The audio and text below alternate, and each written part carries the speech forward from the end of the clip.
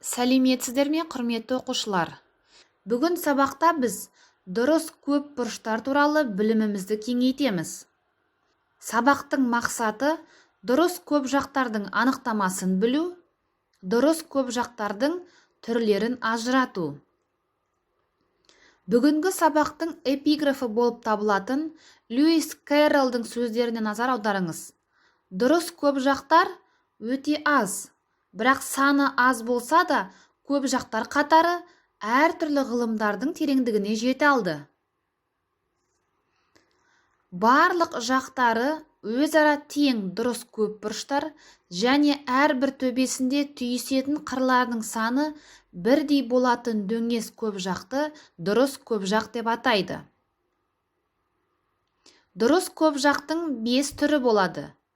Олар дұрыс тетраэдр, дұрыс гексаэдр, дұрыс октаэдр, дұрыс додекаэдр, дұрыс икосаэдр. Тетраэдр жақтары дұрыс 3 бұрыш, әр төбесінде 3 қыры түйіседі. Тетраэдр барлық қырлары өзара тең 3 бұрышты пирамида. Гексаэдр немесе куб. Барлық жақтары шаршы, әр төбесінде 3 қыры түйіседі. Гексаэдр ол барлық қырлары өзара тең тік бұрышты параллелепипед. Октаэдр жақтары дұрыс 3 бұрыш, бірақ тетраэдрдің айырмашылығы оның әр төбесінде 4 қыры түйіседі. Додекаэдр жақтары дұрыс 5 бұрыш, әр төбесінде 3 қыры түйіседі. Икосаэдр жақтары дұрыс 3 бұрыш, бірақ тетраэдр мен октаэдрден айырмашылығы оның әр төбесінде 5 қыры түйіседі. Тарихи деректер.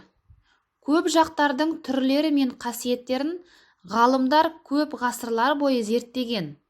Дұрыс көп жақтар теориясымен ежелгі грек математиктері айналысқан. Ол туралы ілімдер Евклидтің негіздерінің 13-ші кітабында айтылған, және ол геометрия шыңы болып саналған. Дұрыс көп жақтар мінсіз фигуралар деп аталған.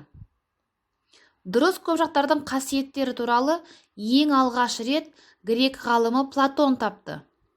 Сондықтан дұрыс көп жақтар Платон денелері деп аталады. Ежелгі Грекияда болмыстың негізі деп 4 табиғат күші саналған: жер, су, ауа және от. Платон философиялық тұрғыда тетраэдр от, себебі төбесі жоғарыға ұмтылған жанып тұрған отқа. Ал икосаэдр су. Гексаэдр өте орнықты фигура жерге, ал октаэдрді ауаға теңеген. Қазіргі уақытта бұл жүйені заттың 4 күйімен салыстыруға болады: қатты, сұйық, газ тәрізді және жалынды. 5-ші көп жақ додекаэдр бүкіл әлемді бейнелейді және ең бастысы ғаламды бейнелейді. Қайта өрлеу дәуірінде мүсіншілер, сәулетшілер, суретшілер дұрыс көп жақтарға үлкен қызығушылық танытты. Леонардо да Винчи көп бұрыш теориясына қызығып және өзінің туындыларында оларды жиі суреттеді. Қайта өрлеу дәуірінің тағы бір әйгілі суретшісі Альбрехт Дюрер болды. Оның әйгілі меланхолия гравюрасында алдыңғы қатарда додекаэдр бейнеленген. Дюрер өзінің трактатында 5 дұрыс көп жақты ұсынады. Олардың беттері болашақтың жақсы модельдері ретінде қызмет етеді. Йоганн Кеплер 1596 жылы жарық көрген ғаламның құпиясы атты еңбегінде сол кездегі белгілі планеталардың орбиталық сфераларының айналасында сипатталған дұрыс көп жақтарды қолдана отырып күн жүйесінің моделін жасады. Осы болжамға сәйкес Юпитер орбитасының сферасы сәйкес келетін гексаэдрді Сатурн орбитасының сферасына іштей сызуға болады. Бұл өз кезегінде Марс орбитасының айналасында сипатталған тетраэдрге сәйкес келеді.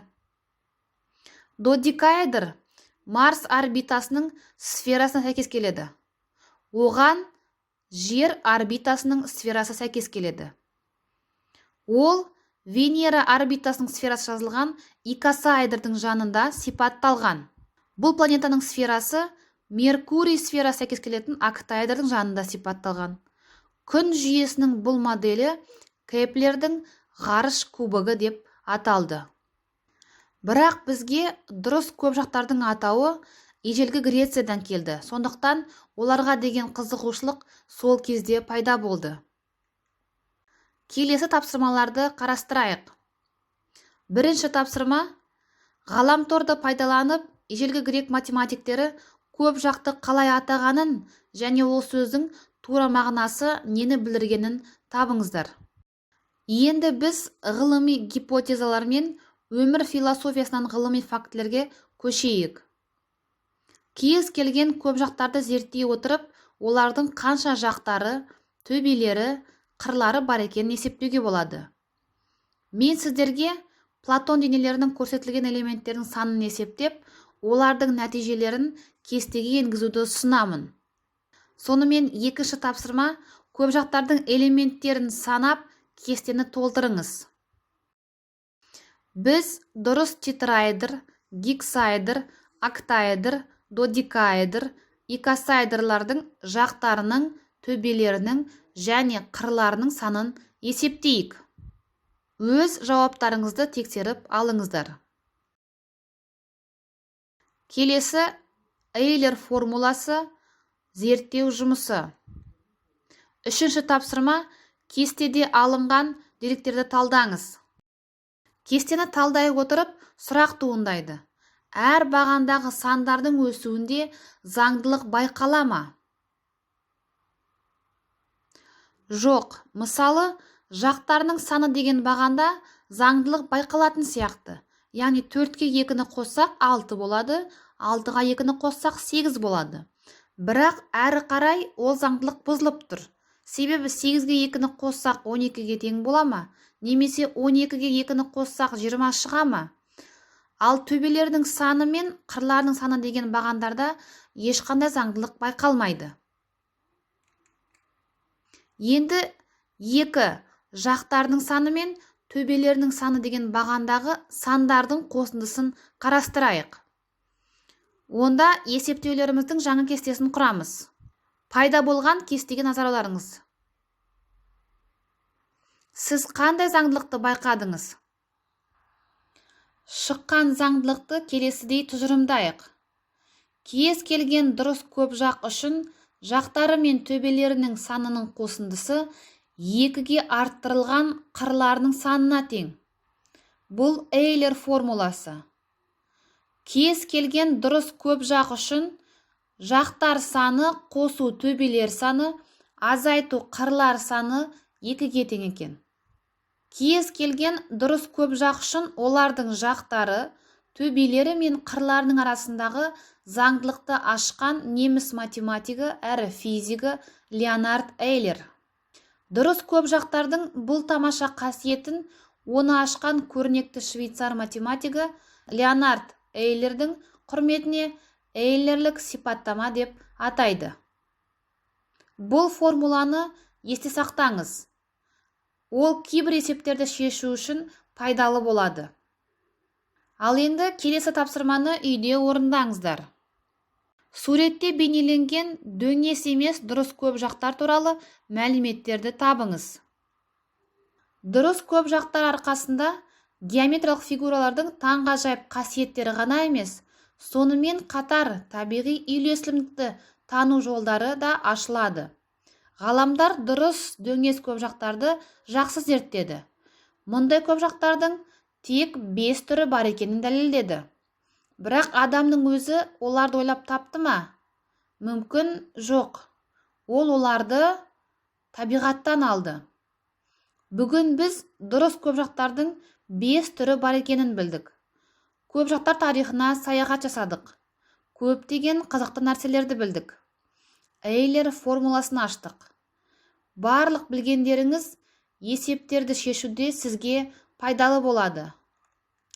Назарларыңызға рахмет. Сау болыңыздар.